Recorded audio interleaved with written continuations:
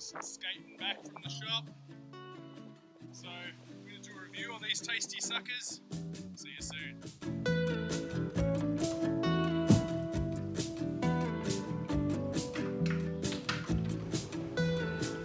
Hey, how you going? G'day guys.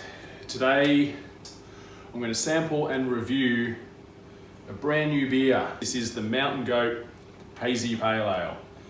4.6% alcohol, 1.3 standard drinks. Here's the pour. Whoa, that's a beautiful colour. Expected it to be more golden, but that's a beautiful yellow pineapple juice almost colour. And I'll dive straight in. Have to suck off the froth first. Whoa. Tastes like pineapples already. Coddy's fruit cut cordial from when you were a kid. That's the initial memory that this invokes, which that's all good memories really. Like that's childhood bliss right there. So Mountain Goat, you've got my attention.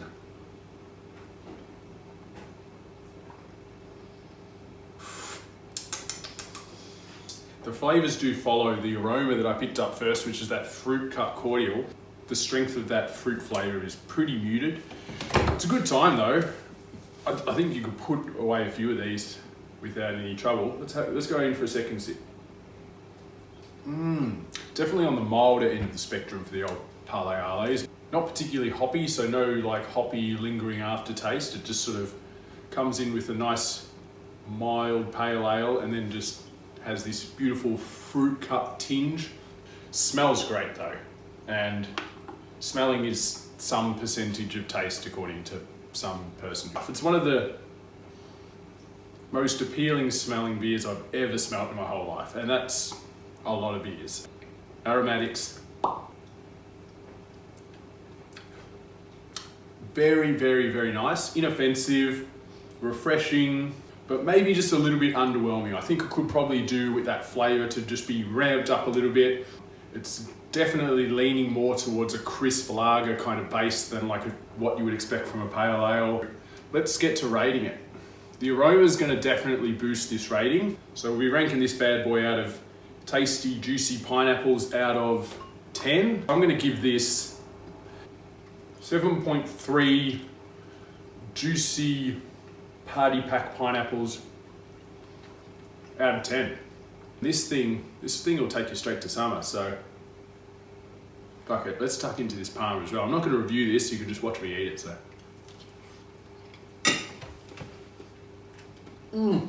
Bear with me here. I haven't been to a pub in months. The only time I did go to the pub, I went to a local that will remain unnamed, which shoveled up one of the shittest palmers I've ever had in my whole life. The Maclean Palmer was better than the one I got from the one pub I went to during that brief gap between the two isolation periods. I don't want to throw mud on the name of that pub, the Lincoln Essendon, because that would be unfair, but that was one of the most disgusting palmers I've ever had. So this is fucking great. So thank you Roasting Warehouse and Airport West for giving me something to get excited about, going back to the pub and having a beer and having a palmer. Oh, it's gonna be great. The one thing that I'll say is strange, little cubes of carrot on my palmer.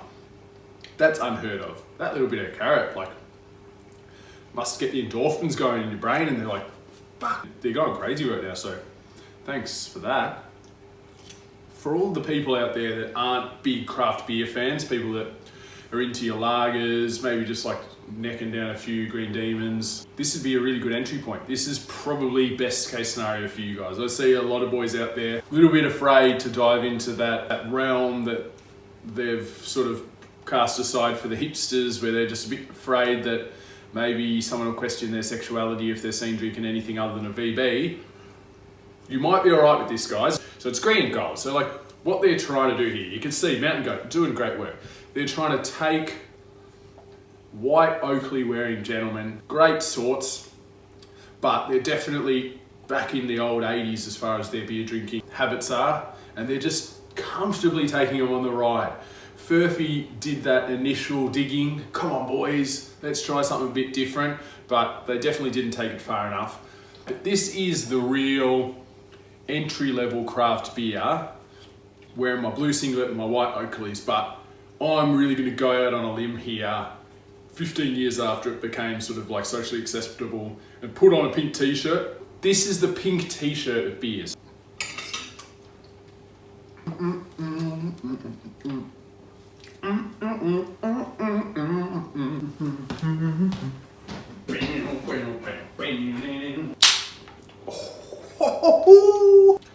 Let's double down with the second. It was just such easy drinking, such a mild, fruity, delicious pale ale that it just makes it easy to put them away. So why stop at one? Gone. So now we get an experimental garnish. Is that you?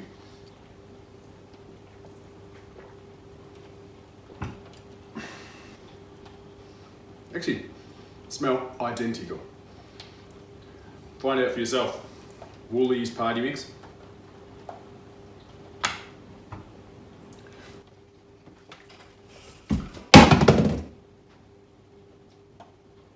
I was hoping there'd be a little bit more points of interest as far as like a little bit of a story. I like when beers have a story. I have done the rounds on the box and not much as far as any kind of tales to be told, the inspiration of the brewers or anything like that, but that's all right. Canned but not tamed. Look at the thickness of that piece of chicken, the delicious ham, little pieces of carrot floating around in there for no reason.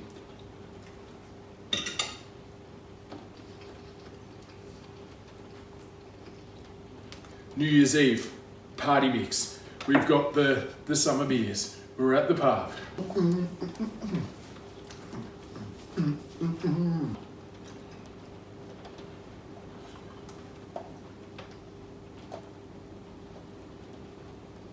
So as I said, when you're chucking on your pink t-shirt, heading out to buy a Zoo magazine and a packet of crisps, why not mix things up a bit?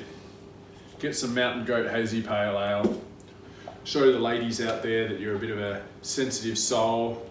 It'll make you an exotic treat, so why not?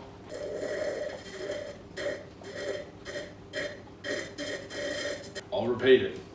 7.3 juicy pineapples out of 10. Put her away. Remember to like, subscribe, comment, let me know what beer you want me to try next. Let's finish with a public service announcement for one of the most disgusting pieces of shit. The banana. I'm gonna cop some flack for this because people, I'm sure there's some bird brains out there that'll be like, man, banana lollies are fucking good. You probably like milk bottles as well, you bloody dumb dog. But